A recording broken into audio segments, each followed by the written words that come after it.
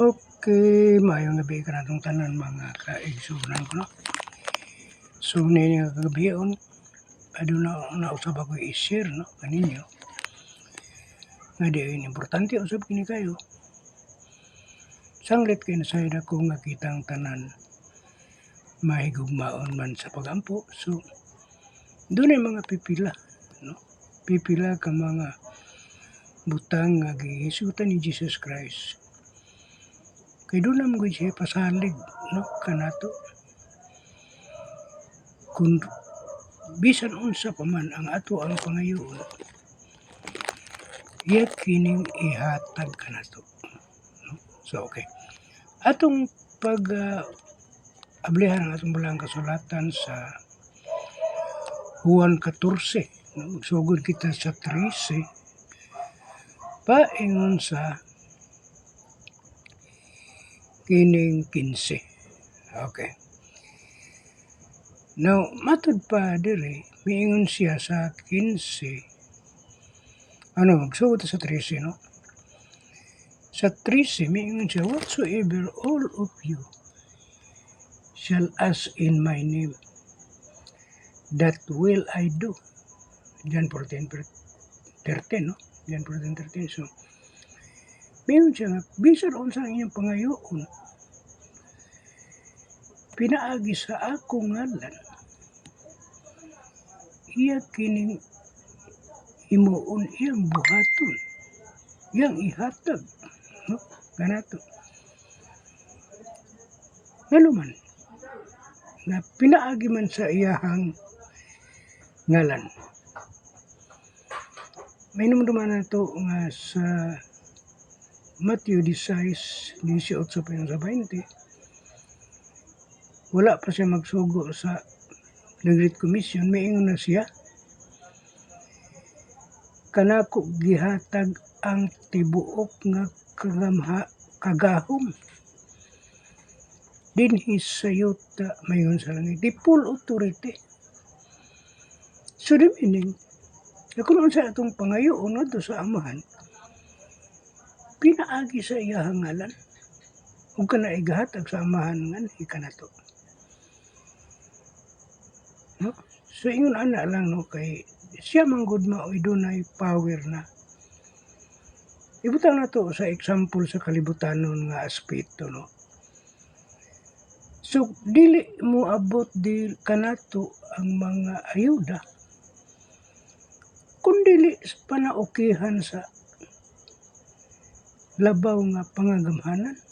Example nato ang gobernador, ug dili pirmahan ang mga ayuda nga to be distributed, dili gayud kana ma-distribute nganhi kanato. You know, tungod kay anaa man niya ang kagahom. So sa samang paagi, kung mangayo kita sa Amahan, magampo kita sa Amahan, kinahanglan pinaagi sa ngalan ni Jesus. Kay siya ang anaa kaniya ang full authority. Okay, kita maglangan na magsugod. So,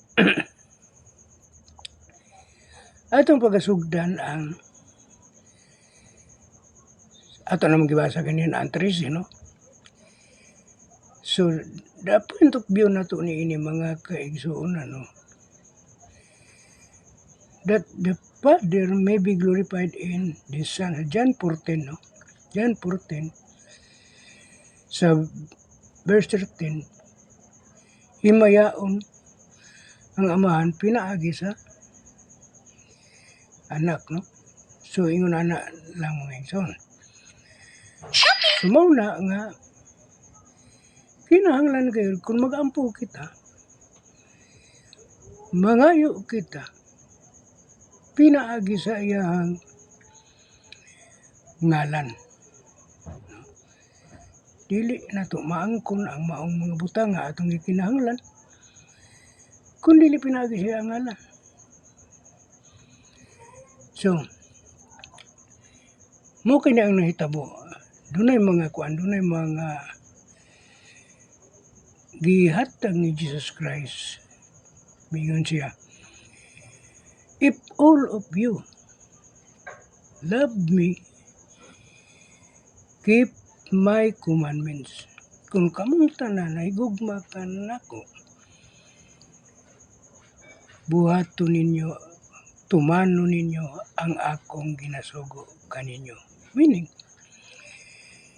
dili nato muli pasalig nato kung mutuman ta sa iyang mga sugo iyang kabubuton, nagpasabot nga nahigugma ta niya. Apan kung wala gani ka makatuman sa iyang mga sugo ug kabubuton, nagpasabot nga wala ka mahigugma niya. So ingon niya anak mga igsuno ang amay na to nga tamdan. Before we going to pray, kinahanglan ato sang aninawon ug maayo no. Kung madawat baka ang atong mga pag-ampo, nahigugma baka taniya sa tinuoray lang.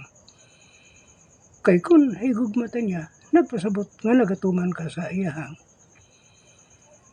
mga sugo. So, unsay mga sugo niya, may atong tumanon. No, dili ta mabuhat og lain. Kung ang iyahang sugo, paghihugma ay kamo matag usa kaninyo, peace ato ng buhaton. No, ingon ni anak mga kison. So dunay mga kuan, dunay mga angay nga ato ang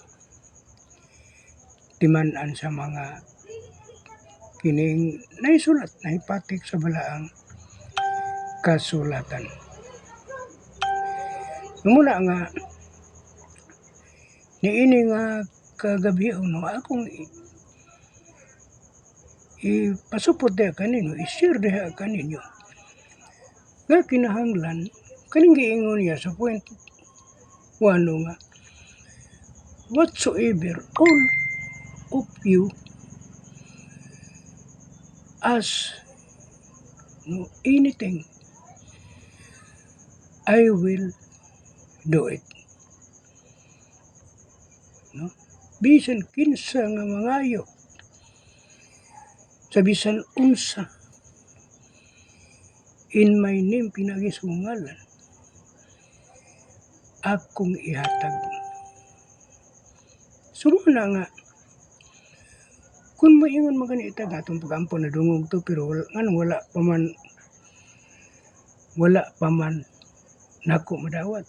Pag-ingon ni Jesus Christ, bisan kinsa, kanang si bisan kinsa diha nga giingon niya, nga mangayo kanako pinagisungalan, wala na magpasabot nga ang tanan, kundi kadtong tanan nga nagaampo. Kadtong wala mag-ampo, wala labot. No? Ang tanan, whatsoever all of you ask anything in my name, no, I will do it. Yang igahatag. So kadto lamang nagaampo, maoy makabaton sa maong iyahang gipangayo, mo'y makadawat sa iyang gipangayo. Kay kung mangayo kita, ihatag man gyud kana sa Dios, di ba? May ingon si Jesus Christ ang parables na kung ang amahan nga dautan mo hatag mga ni og labing maayong butang adto siyang anak,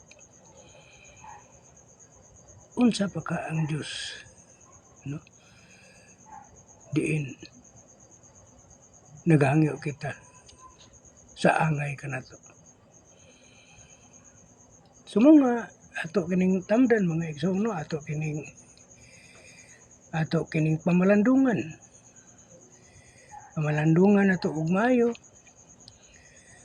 kung ang mao nga mga butang nga atong gisampit giampo kaniya makabaton ba kini og kining answer matubag lamang ka nato kana kun atong masiguro ang atong mga pag-aampo kun kining atong pag-ampo nga kinasing-kasing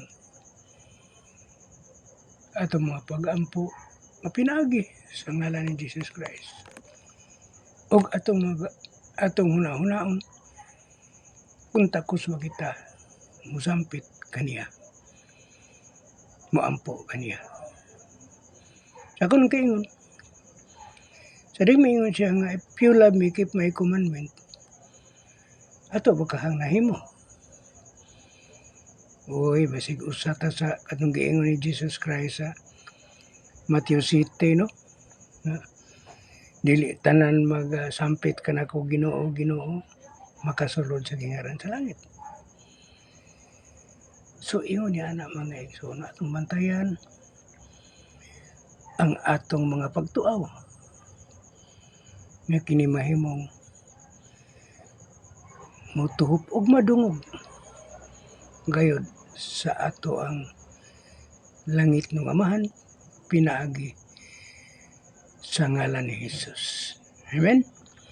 So, maayong gabi ka natong tanan, no? God bless. O, ang hinaot ko nga, doon na nausab kita'y gamay nga nakuha. Bisan tuod kini mo bora, apa nakasiguro ko nga kini matulun-anon kayo.